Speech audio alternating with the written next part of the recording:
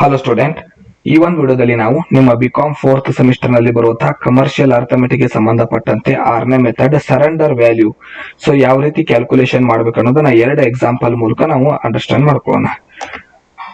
ಒಂದು ಎಕ್ಸಾಂಪಲ್ ನೋಡಿದ್ವಿ. A person pays premium of rupees 22.50 per thousand every 6 months on his life insurance policy of rupees 9,000. He surrenders the policy after paying for 6 years.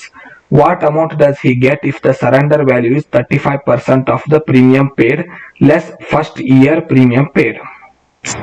So question ಅಲ್ಲಿ ಏನ್ ಕೊಟ್ಟಿದ್ದಾರೆ, 1000 rupeesಗೆ 22.50 rupees premium pay ಮಾಡ್ತಾ ಇದ್ದ.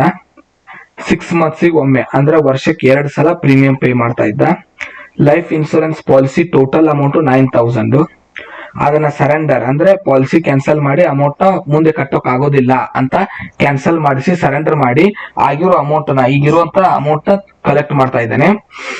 ಎಷ್ಟು ವರ್ಷ ಆದ ನಂತರ ಕ್ಯಾನ್ಸಲ್ ಮಾಡಿಸ್ತಾ ಇದ್ದಾನೆ ಪಾಲಿಸಿ ಅಂದ್ರೆ 6 years ಆದ ನಂತರ. What amount does he get if the surrender value is 35%? So surrender value ಕೇವಲ ಹಾಕಿದ ದುಡ್ಡಿಗೆ 35% ಅಷ್ಟೇ ಬಂದ್ರೆ ಎಷ್ಟಾಗುತ್ತೆ? ಅದು ಫಸ್ಟ್ ಇಯರ್ ಪ್ರೀಮಿಯಂ ನ ಕ್ಯಾನ್ಸಲ್ ಮಾಡಿ ಫಸ್ಟ್ ಇಯರ್ ಪ್ರೀಮಿಯಂಗೆ ಯಾವುದೇ ಅಮೌಂಟ್ ಇರೋದಿಲ್ಲ. ಸೊ ಈ ರೀತಿಯಾದ ಕ್ವಶನ್ ಇದೆ. ನಾವೀಗ ಏನ್ ಮಾಡೋಣ, ಏನೇನ್ ಕೊಟ್ಟಿದ್ದಾರೆ ಕ್ವಶನ್ ಅಲ್ಲಿ ನೋಡಿ. 1000 rupeesಗೆ 22.50 rupees ಪ್ರೀಮಿಯಂ ಪೇ ಮಾಡ್ತಾನೆ. 9,000 ಪಾಲಿಸಿ ಮಾಡಿಸಿರೋದು, ಟೋಟಲ್ ಅಮೌಂಟ್ 9,000 ಪೇ ಮಾಡೋದಾಗಿ.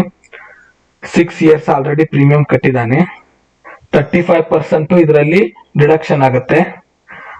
35% ಅಷ್ಟೇ ಅವ್ನಿಗೆ ಹಣ ಸಿಗುತ್ತೆ, ಉಳಿದ ಅಮೌಂಟ್ ಸಿಗಲ್ಲ. ಫಸ್ಟ್ ಇಯರ್ ಪ್ರೀಮಿಯಂ ನ ಕಟ್ ಮಾಡ್ತಾರೆ. ಸೊ ವರ್ಷಕ್ಕೆ 2 ಕಂತು, ಯಾಕಂದ್ರೆ 6 months ಗೆ ಒಮ್ಮೆ ಪ್ರೀಮಿಯಂ ಪೇ ಮಾಡ್ತಾ ಇದ್ದಾನೆ. ಸೊ ಇಷ್ಟು ಡೀಟೇಲ್ಸ್ ಇದೆ.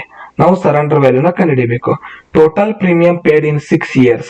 ಸೊ ಟೋಟಲ್ ಪೇಮೆಂಟ್ ಆಗಿರೋದು 6 years ಗೆ ಎಷ್ಟು? 22.50 per 1000 ಅಲ್ಲ, ಅದಕ್ಕೆ divided by 1000 into total policy amount 9,000.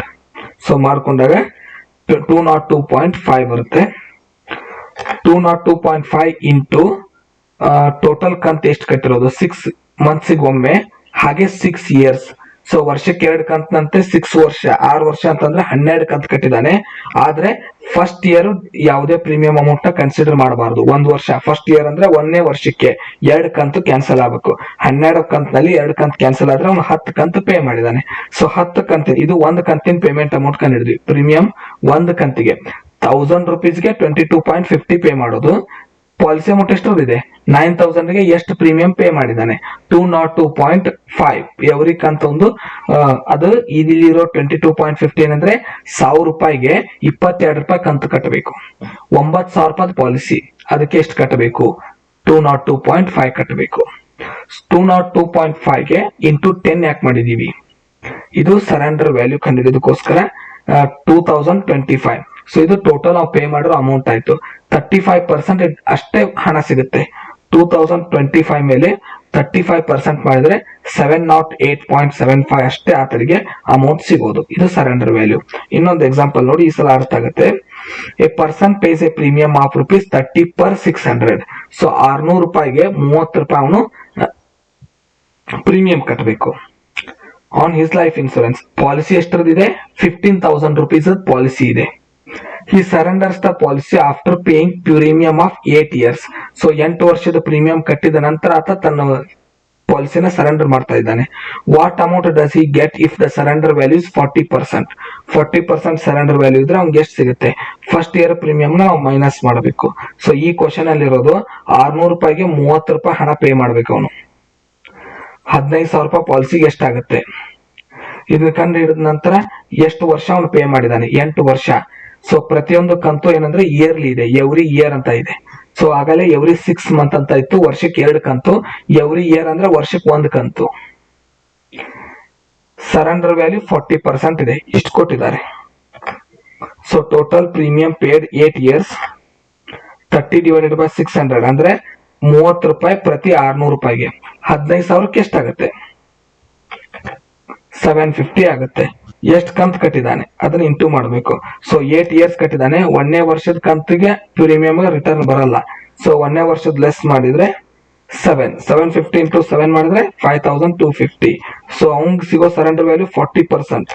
40% ಮಾಡ್ಕೊಂಡ್ರೆ 2,100. ಸೊ ಈ ರೀತಿಯಾಗಿ ಸರೆಂಡರ್ ವ್ಯಾಲ್ಯೂ ಕ್ವಶನ್ ಬಂದ್ರೆ 2 ಸ್ಟೆಪ್ ಮೂಲಕ ನಾವು ಆನ್ಸರ್ ಸಾಲ್ವ್ ಮಾಡಬೇಕು. ಮೊದಲು ಇಲ್ಲಿ ಕೊಟ್ಟಿರುವಂತ ಅಮೌಂಟ್ ಏನಿರುತ್ತೆ 1000ಕ್ಕೆ 500ಕ್ಕೆ ಇಷ್ಟು ಕಂತು ಕಟ್ಟಬೇಕಂತ ಕಂಡೀಷನ್ಸ್ ಇರುತ್ತೆ. ಸೊ ಟೋಟಲ್ ಪಾಲಿಸಿ ಅಮೌಂಟ್ ಎಷ್ಟಾಗತ್ತೆ ನಾವು ಪ್ರೀಮಿಯಂ ಪೇಡ್ ಅಮೌಂಟ್ ಕಂಡುಹಿಡಿಬೇಕು, 1 ಮಂತ್ ಇದ್ದು ಅಥವಾ ಒಂದ್ ಕಂತಿಂದ ಕಂಡುಹಿಡಿಬೇಕು. ಸೊ ಅದನ್ನ ಎಷ್ಟು ವರ್ಷ ಅವ್ನ ಕಂತು ಪೇ ಮಾಡಿದಾನೆ ಅದನ್ನ ನೋಡ್ಬೇಕು. ಎಷ್ಟು ವರ್ಷ ಅವನ್ಗೆ ಅಂದ್ರೆ ಫಸ್ಟ್ ಇಯರ್ ಯಾವಾಗ್ಲೂ ಪೇಮೆಂಟ್ ರಿಟರ್ನ್ ಇರಲ್ಲ. ಸೊ ಫಸ್ಟ್ ವರ್ಷದ ಕ್ಯಾನ್ಸಲ್ ಮಾಡ್ಕೊಂಡು ಉಳಿದಿದ್ದು ಎಷ್ಟು ಕಂತು ಅಂತ ಇಂಟು ಮಾಡ್ಕೋಬೇಕು. ಅದಕ್ಕೆ ಅವ್ನಿಗೆ ಎಷ್ಟು ಸರೆಂಡರ್ ವ್ಯಾಲ್ಯೂ ಪರ್ಸೆಂಟೇಜ್ ಸಿಗುತ್ತೆ ಅದನ್ನ ಕ್ಯಾಲ್ಕುಲೇಷನ್ ಮಾಡಬೇಕು. ಸೊ ಈ ರೀತಿಯಾಗಿ ಕ್ಯಾಲ್ಕುಲೇಷನ್ ಮಾಡೋದು ಸರೆಂಡರ್ ವ್ಯಾಲ್ಯೂ. ಮುಂದಿನ ವಿಡಿಯೋದಲ್ಲಿ ಮತ್ತೊಂದು ಮೆಥಡ್ ನೊಂದಿಗೆ ಸಿಗೋಣ. ಧನ್ಯವಾದಗಳು.